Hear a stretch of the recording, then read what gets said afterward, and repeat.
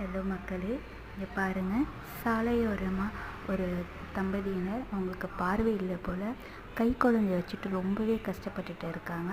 அதை பார்த்த ஒரு நல்ல மனிதர், அந்த ப்ரோ தன்னுடைய டேலண்ட் டான்ஸ் மட்டும்தான், அவர்கிட்ட பணம் இல்லைன்னாலும் அவருடைய டான்ஸை வச்சு மற்றவங்களுக்கு உதவி பண்ணிகிட்ருக்காரு. நான் நிறைய வீடியோவில் இவரை பார்த்துருக்கேன்.